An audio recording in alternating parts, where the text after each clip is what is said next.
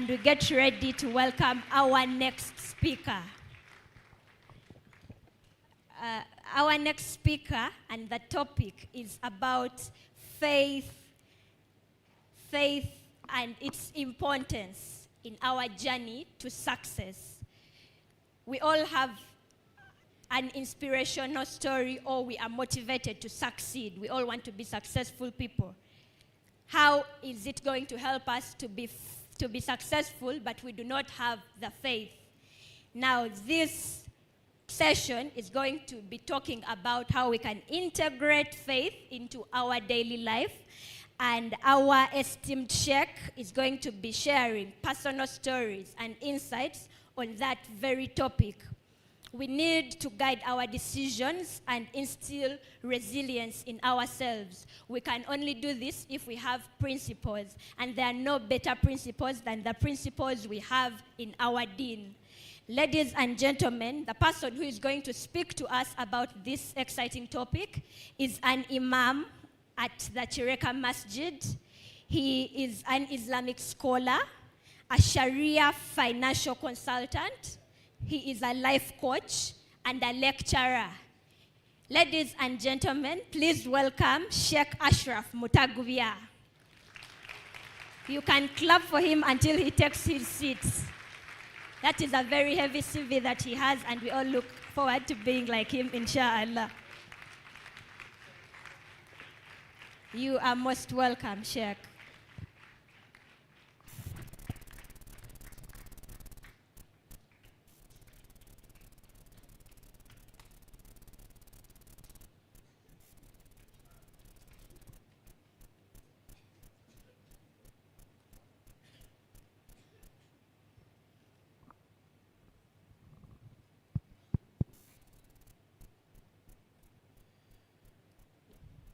She said, we clap until I get to the podium, but you stop.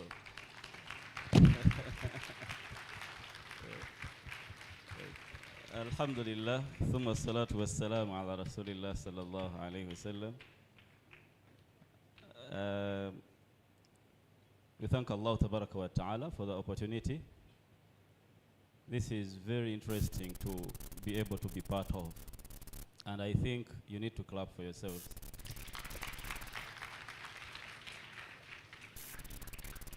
I thank the parents available and the parents who are not present as well, wherever you are and you're watching us. Thank you for supporting the young men. I thank the schools for accepting the invitation and for proving that the students actually matter. Because if money mattered more, we would have a very different kind of audience. But this is a sign that you actually care about our children, and we ask Allah Tabaraka wa Ta'ala to bless every school that is here. Let me thank Muslim Channel for always pioneering things that are very interesting, but also very beneficial to our ummah. And I also wish to thank, in a special way, Dr. Hanifa and the Stepping Stone Foundation. She is a mother, and she will not rest until she is sure that the future has been secured for all children. I have a very interesting topic to talk about, and even more interestingly, very little time to address the issue, but since we are still here, I'm very sure that those who will have questions shall be able to be attended to. I want to begin by challenging the term or the terminology boy child. I think it is very Western, and I need to anchor my speech in faith and the African tradition. I don't know, and there could be other several terminologies to use, but I think after observing what is happening here in Africa, we do not refer to our young male children as boys, especially when we want to interest them in the bigger future. We can use young men, because when we call them boys, it's not even fun. When you call an African boy or man that you are a boy, it is in many cases used to belittle them. So you are not boys, you are men, but in a smaller sleeve. We are yet to see what you can do to this world. So when we say that boy-child conference, this is a men's conference. Only that there are people who care about your future that are coming here to address you before you can develop the understanding of the complexities of this world. So kindly don't go back home at school feeling like boys. You are men. And the message I'm going to address to you is not for boys, but it is for the men, but younger men. Why? Because in Africa we want to be called men, such that we are reminded of who we are and what we have to do. Having said that, faith and success, there is no success without faith, and there is no faith without success. Unfortunately, here in Uganda, we have been challenged that there was a time where we managed to successfully dissociate between faith and success. And that was a very big blunder that we need to correct now. Everything that we see outside, the Imam Abdul Wali that you see right now, and the honorables and the doctors, someone had to believe that they can become something. So it is the world, whatever we see right now comes from the world of the unknown. And they usually say that it is the unknown that helps us understand the known. So you need to have faith. And where does faith start from? You need to believe in Allah Tabaraka wa Ta'ala and your God. And when you believe in Allah, it means that you have to understand Tawheed and monotheism.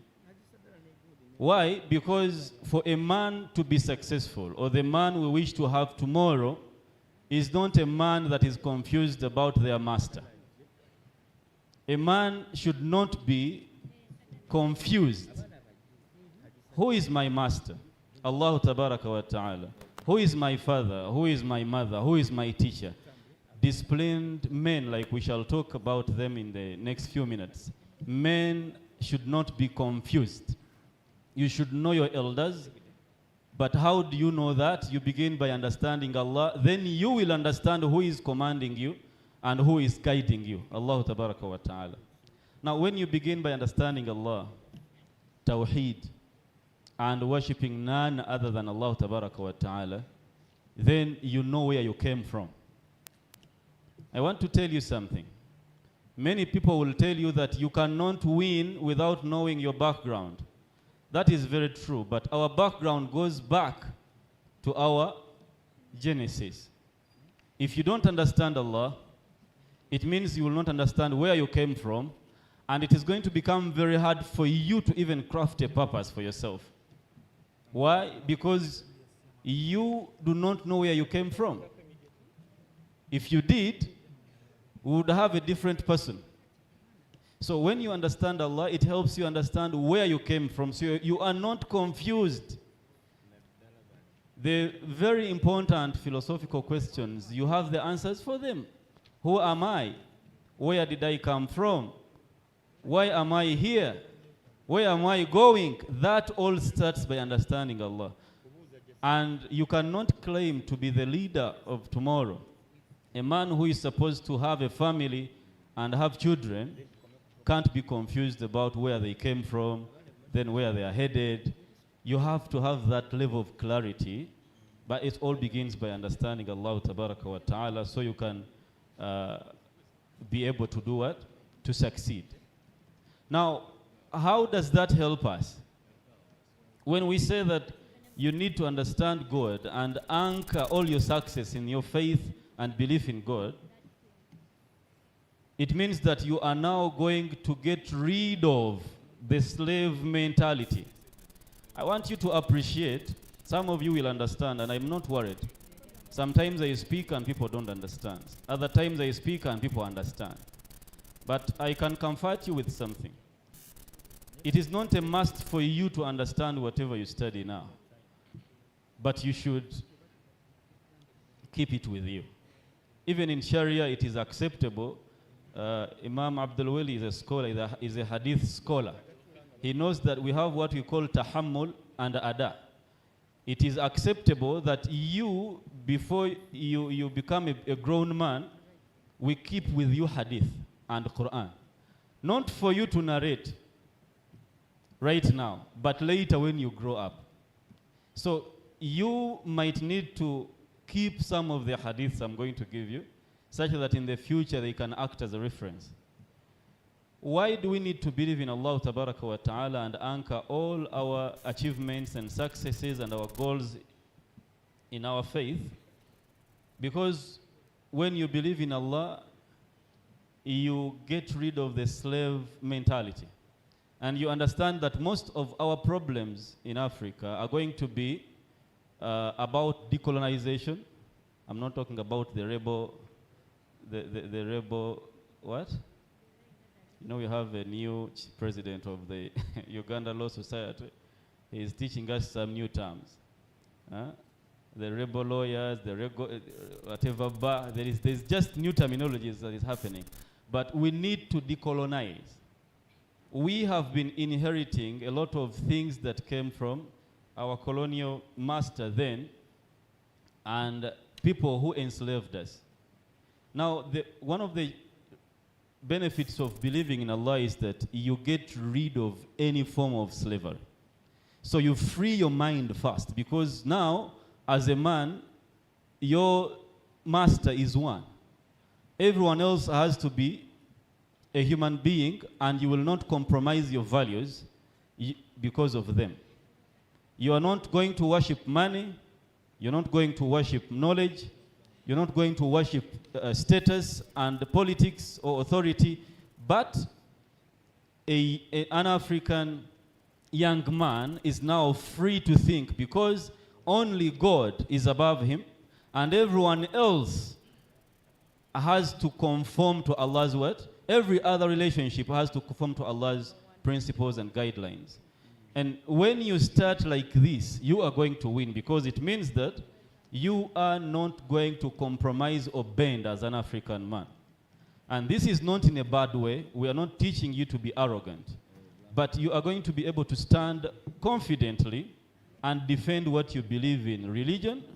Secondly, your traditions and cultures here, you stand very confident in your skin. You don't need to bleach. You know, these days men also bleach their skins, and I don't know what you're looking for. But you're going to be very comfortable in your skin. You're going to be very comfortable where you are. Also, you are going to love your people. And you're going to fall in love with a bigger purpose of helping your people come from where they are to where you want them to be. You are now a leader. All this begins by understanding Allah and then dropping the slave mentality. You need to decolonize. You need to think like an African, a Ugandan. Think about our problems here and aspire to solve our challenges here in Uganda. You do that because you are a man of what? A man of God. And then everything else is going to fall in place. And while you are doing that, there is also something that is very important for you to understand as you set out to win.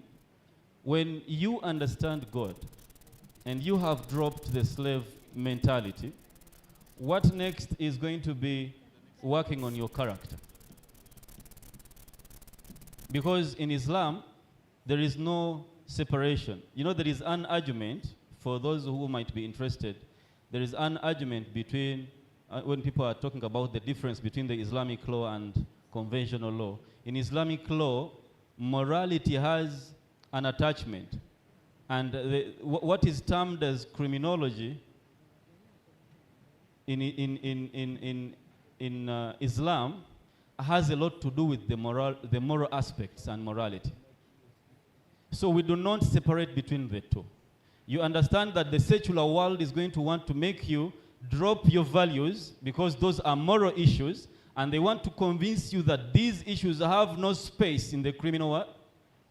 No, in Islam, when they say that you cannot fornicate, it is both criminal and immoral. There is a connection. And that is why in Sharia we say that at-tahrimu tajrim. When Allah Tabaraka wa Ta'ala says that this is prohibited, that is him criminalizing and considering something as an offense if you do it. Why am I saying that? You cannot be successful without believing that your moral values are so connected to your success. Because without values, and maybe to define values, what I mean by values here, I mean the things you believe to be true. Other people, you might not be able to prove that they are true. Because, for example, when you say that you're lying, you can't claim that lying is 100% bad. Not until you get saved by lying. You lie and then you're saved. I'm not a Muslim, so they're like, okay, non-Muslims pass. You have lied and you have survived. But lying, by and large, you should believe as a Muslim that lying is what? So some of the things you believe in, especially the things to do with your morality, should not be things you want to compromise. Every other kind of wealth, and I want you to note this, every other kind of wealth, knowledge, property, and many other things that you want to achieve in life have to be anchored in your moral values. Because if you don't do that, then you are not successful. Why? Because just imagine a situation where you have a very wealthy person that is not well behaved. You have someone who is very rich, he owns Kampala, but he's very morally inadequate. Will you like that person? We have a very big scholar.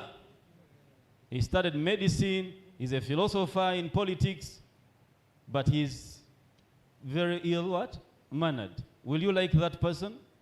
And right now, at your age, every form of wealth can kill you except for one kind of wealth. And that is your character, the strength in character. I can give you everything I have now as good character. And you can take Hajat Zaitun's character and everyone's character and you will not collapse. But if you take my knowledge and then take Dr. Ujja's knowledge right now, then take Haji's wealth, you cannot manage, but you can manage good morals. You can take in. So how about we focus on accumulating every good value and growing our character at this age, such that we lay the foundation for all the success that shall come after. You have to believe that. Because if you don't, then you're going to be a very successful person in one direction, but have no foundation. The foundation that you should be working on right now is the foundation of faith in Allah and also growing your character and being very rich morally, such that every other form of wealth has a base, has a foundation.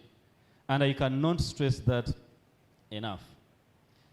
Lastly, because I understand we are working against time, I want to make a proposition which is very difficult, I know, but in my opinion, it is very necessary for the future we are preparing you, or you are preparing yourself to face.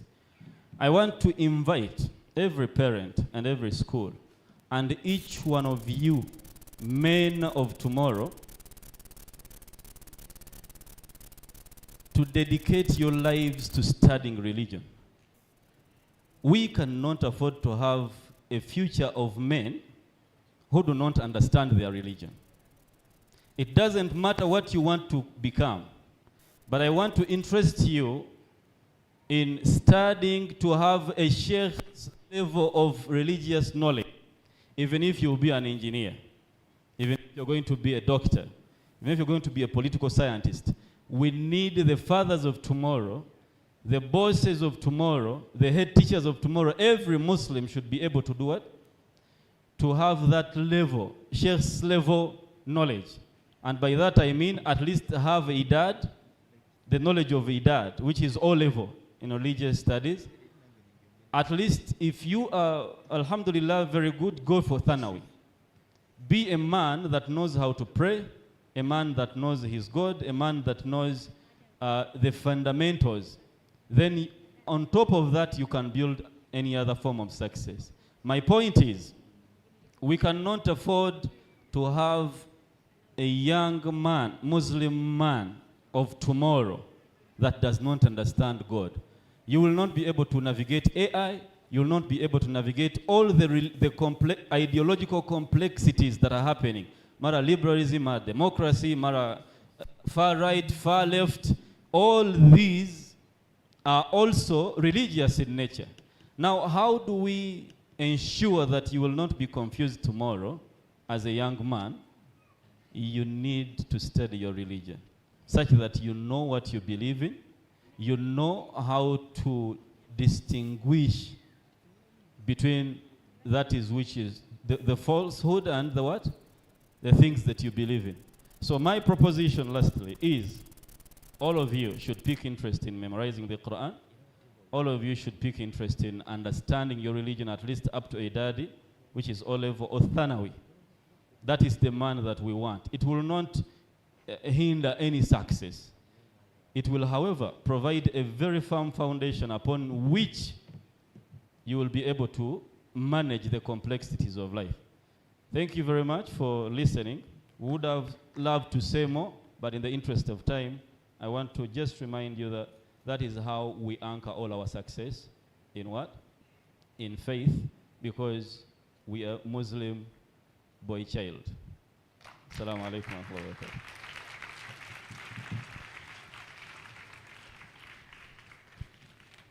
Yes, let's give another round of applause to Dr. Ashraf Mutagubia. He said a lot, but I can share what I picked out of what he said, just summarized in a sentence, that if we use faith as the compass, then success is surely going to be our direction. Ladies and gentlemen, we're still welcoming our guests. Thank you for coming. I am your MC today, Sengindo Sharif Senoga. I'm a medical student doing a bachelor's in dental surgery. At the same time, I memorized the Quran when I was about 15 years old. And to what Sheikh Ashraf Mutagubia was saying, knowing much about a religion does not stop you from being an influential person. And that's what I want to be. That's why I'm doing medicine. That's why I want to be a doctor and save lives, inshallah.